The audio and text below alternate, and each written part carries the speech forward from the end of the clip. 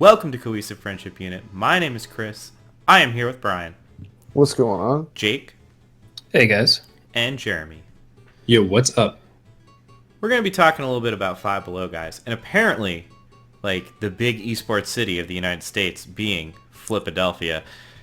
But real quick, we are doing a giveaway. At 1,500 subs, we're giving away a Steam code for the Crash Bandicoot Trilogy. Also, on Saturday, there's going to be a link in the description for this. I am doing commentary for a Smash tournament if you want to hear my voice for 8 hours. So yeah, there we go. And if you love us, sub us. So guys, Five Below is opening some eSports gaming centers early next year. They already have a business partner, Nerd Street Gamer, and they are going to be charging between $150 to $5 an hour to play play with between 30 to 50 personal computers for video gaming. And yeah, that's what we're going to be talking about. Is this a good idea? Do we think Five Below is the person to implement this idea? And yeah, there we go. Also, shameless plug, we do have a video where we review all of the Five Below gaming products. So if you want to check that out, you can find out what we think. We've all used these products, what we think of the Five Below gaming line. But what do we think? Five Below, PC gaming, it doesn't make sense to me, personally. Dude, it makes perfect sense. All right. It makes perfect sense. Here's why. Retail apocalypse, right? You go to the mall, there's no fucking stores. I went to go get a new phone last week, and there were 4 or 5 empty storefronts. So where are you going to put these? Where else would you put these things except the mall?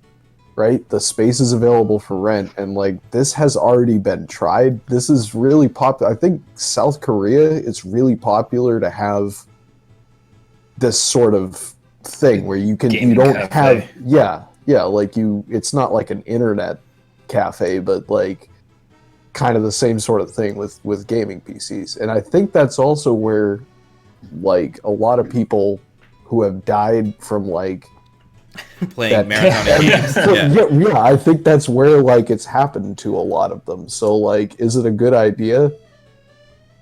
I don't know. It's money. It's like anything else. Yeah, the article that announced it says that there's about 100 Five Below stores with excess space of 3,000 square feet or more, which can fit 30 to 50 desks with computers, which first off, that's a lot of excess space for a retail store. It said the traditional Five Below store is 8,500 square feet. That is insane. That's so much space. There's no way. Because there's one in our local mall, and it's definitely not that big. 8,500 square feet is a mega mansion. Yeah, I think of it. I think I'm spoiled because I do live in Philadelphia, and I think I have the flagship Five Below, and that does not even feel like 8,500 square feet. Yeah, that's a lot of space. It does seem like a weird way for them to go. I would say that. Okay, yeah, let's talk. Well, I want to go back to why exactly. Okay, let's talk about that. But I want to round back to what you were saying, Brian. I don't think the American market needs this personally. I mean, you look at Five Below's demographic; Well, it's teens and tweens. I don't know if they're gonna want to shell out up to $5 an hour to play a game. I mean, that's a movie. That's more than going to the movies, dollar per minute. But look at it this way, a movie. Yeah, $10 $10 for 2 hours. It's a little less. Yeah, It's you could do less, but it's still not free. Unless you get popcorn, and then it's fucking $20 an hour. It's. I can see this working for people that can't afford to shell out for a gaming PC or a console or something. I have this much extra money, I can go and spend that on video games for this much time, and that's just how much I get this week. I can see that mentality working.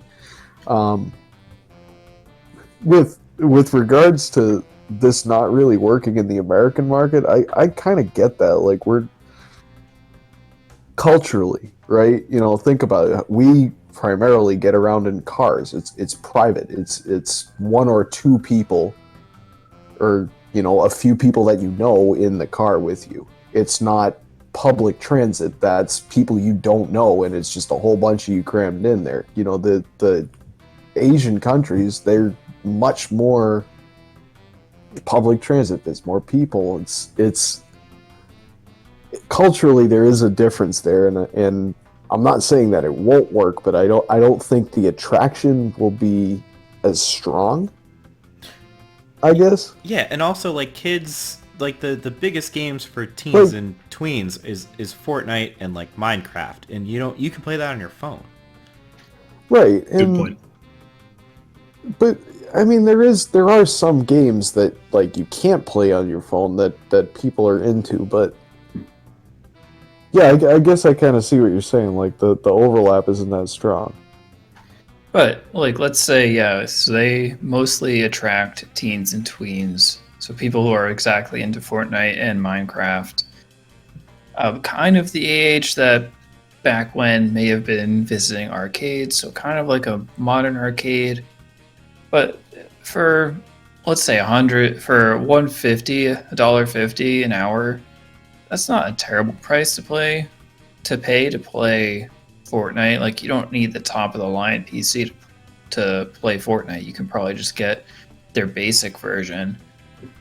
So they may be able to pull in kind of the teenage market of people playing the big games that don't need massive rigs to run them.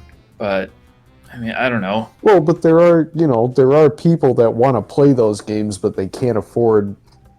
I think if VR, if they come out with something that a lot of people want to play, like millions of people are buying this, I think this could really take off. But I don't know.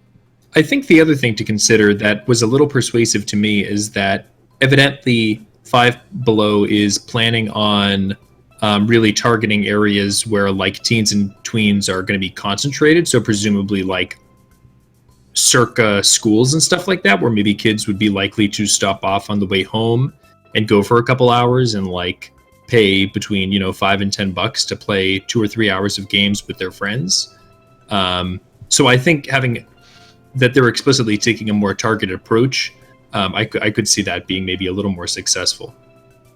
Yeah, I think they would have to. I don't know. Like, they're trying to bring back arcade culture almost, which that's a huge undertaking for a under $5 store. Well, Like, So I don't know. So yeah, GameStop is kind of attempting to also break into this market where they're trying to remodel as maybe less of a new and used game store and more of a place where you go to hang out and subsequently spend money, be that by using their equipment or going to a tournament and buying drinks or whatever. And Brian alluded to this earlier, like, is Five Below the chain to make this happen? Because I'm wondering what the upsell is, right? Like, you get the people in here, you get them to plug down some money per hour, but like realistically they want you in there to buy stuff. Are they just selling their drinks and snacks? Or I mean, we've looked at that Five Below gaming line, and I wouldn't want to pay $5 an hour to be using that mouse or be upsold that mouse. yeah, if that but makes any like sense. if that was your only choice, you know what I mean? Like if you were like, I have $5 to buy a computer mouse. Oh yeah, no, for I got you. $5, like. But what's the upsell? Like, I could understand if I went I to think it's GameStop and I used like $100 mouse, and they're like, "You like that mouse, don't you? You wanna take that mouse home, don't you?" And like, they sell it to me. I think that. Go ahead, Jake. I think it's just the food and the snacks. I mean, like a mouse is a $1 purchase, but you get big margins on food and drink, and they have tons of that. It's just like, if you're marketing to the teen demographic, like, they love soda and snacks. Let's be real. I think it also kind of goes back to the old arcade model, which is they don't necessarily have to be doing an upsell, right? Buying a computer is a sunk cost. Once you've bought the computer, like if you're making how many days of suppose you get, $20, $30 a day from the PC, and you don't have to buy really expensive PCs overall, and like you can use a lot of the shit that's already made for your store that's cheap and disposable. Like, I don't think it would cost a ton to set this whole thing up. How many days would you have to have of decent business to turn a profit on just the computers to make back what you spent? Probably not that much. And then after that, it's free money. Yeah, that's true. I mean, I've got a PC that, for the most part, I've been running for 7 years. I've replaced a handful of parts in it, but I mean, it's pretty much been going strong ever since I built it in the first place. And you're running more than just esports titles. Right, I would be like probably in the $5 category with what I'm using. Whoa, Mr. Big Shot over yeah, here. yeah, Whoa, not to- hey, not to tell whoa, everyone how sorry, big my whoa. dick is, but I mean, I think it's not really with it. I think it's like a separate division. It's the same company, but it's like, you know how like Geek Squad's in Best Buy or whatever, like it's a separate company, but they're kind of in the same umbrella. I see it as more of that type of deal. Like they're trying to broaden their base, I guess, because the retail economy is completely collapsing. I think that you might even see like two separate markets emerge, because like if you're going to go to GameStop and they're going to be like, oh yeah, we want to sell you all this shit, and they're always trying to sell you that shit, and you only have $5, like it doesn't make sense. Like if you want to play that kind of, if you want to use like the latest hardware and play it with like decent stuff, you probably, you might be able to afford it. You know what I'm saying? Like it's not that there's not, you're getting, once you start like upselling people on like, if you have enough money to buy $100 mouse, you have enough money to buy a $250 PC, which is what I've been and using then you don't for have to 3 be years. Here. Yeah. Right. So it's like saying. the entry threat, like you're not going to ask mom and dad for $250 to buy a computer. You're never going to fucking get that. You need $10. Is mom, can I have $10 to go to the mall? And then you can play video games for a few hours and get like some snack. Like even if you don't get snacks, like Jay said, once the computers are paid for, and I see this being like pretty much what I'm using, which truth be told is not that incapable. It's a 1050 in a fucking Dell Optiplex, like an office computer. It's a 1050 Ti. Yeah, but like it slaps. That runs VR, dude. Yeah, it's good. It'll run basic VR. Yeah, it's good bang for the buck. And I don't see it going you could call it a gaming PC, I guess, but I see this as mostly what they're going to be having in there because the investment's minimal, and if you're playing Minecraft or Fortnite, it works just fine. So let me ask you guys this, that a lot of the article is dedicated to talking about esports and leagues and that kind of stuff. And I know of a lot of places are looking to focus on the esports league, and I don't see that being a huge draw for Five Below. I know there's places like the Mind Trek VR that I've been telling you guys about, where you go to like a warehouse and do a VR thing. They were starting up an esports league, and that seems interesting because that's not something you can do at home.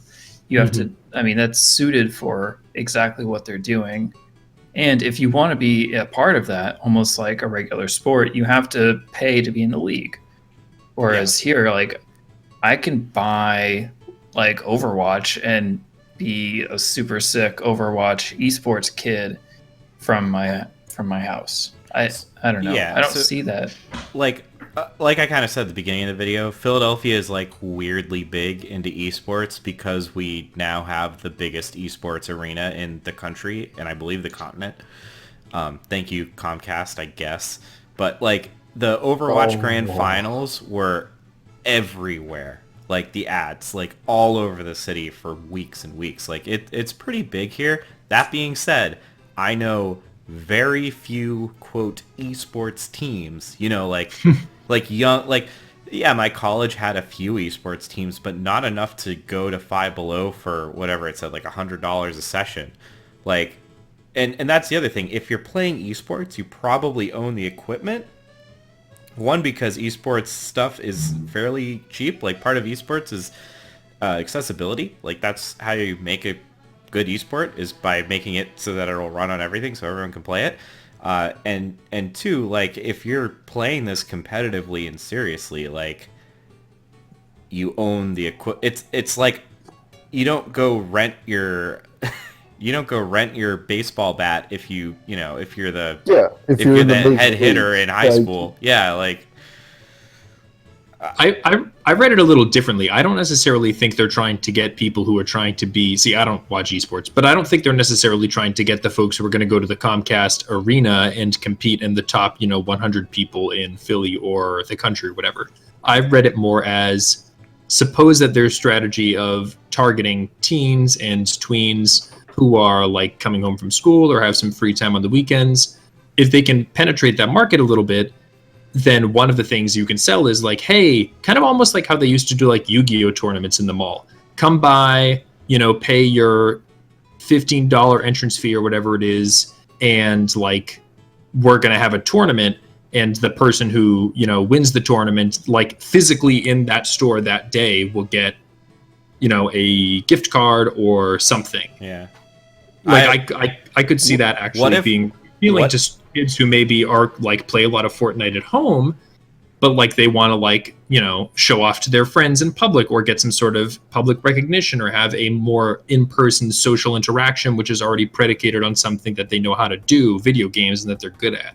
Or they could have like a Halo club, except they hire schmucks like us to teach them, and we generate economy. No, dude.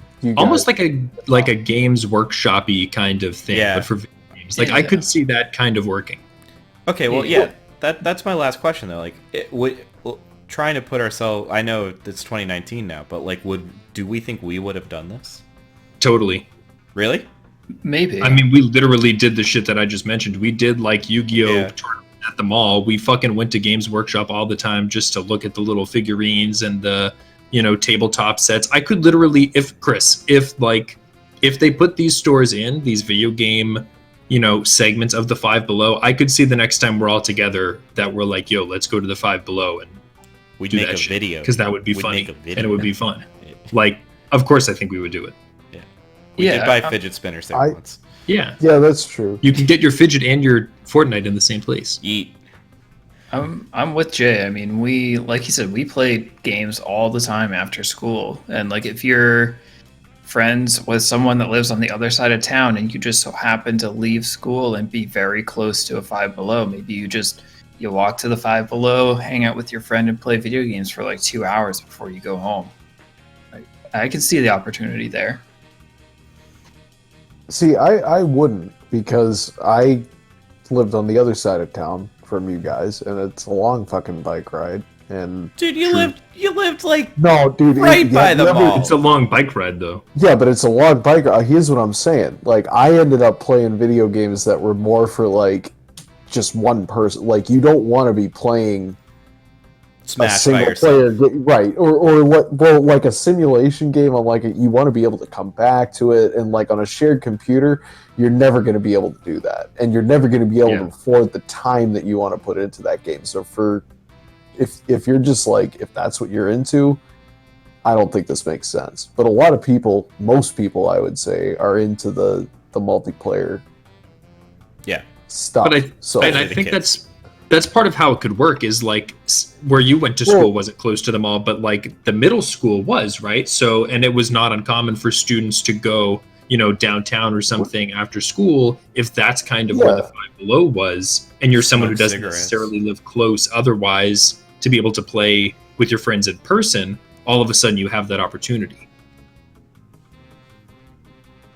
Well, yeah, I mean, it's not quite the same atmosphere as an arcade, because you're not like you're focused on the computer, and everybody has a computer. You're not like all standing around looking at one guy playing on the computer.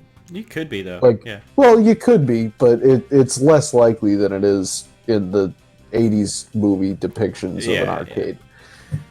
All right. What would be really neat, this is just one crazy thing, it would be really neat is if it was like the Five Below in this town versus their league. The league would be like the different towns, and then you'd have like an actual tournament. That would be cool. Yeah.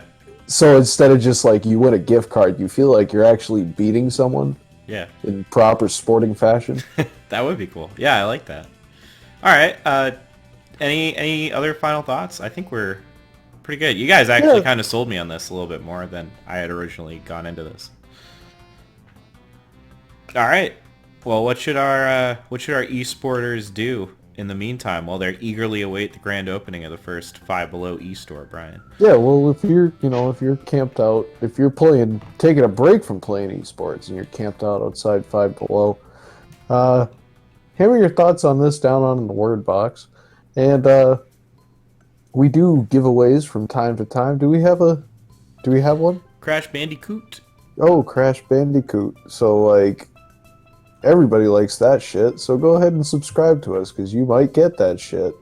And we do a ton of giveaways anyway, so you'll be automatically updated with all the stuff we're coming out with here on the channel, and of course you're gonna stay in the loop because you're gonna be watching all these videos, right? And smoke them if you got them, guys. That's all from me tonight, Chris. All right. Thank you, Brian. We'll catch you guys next time.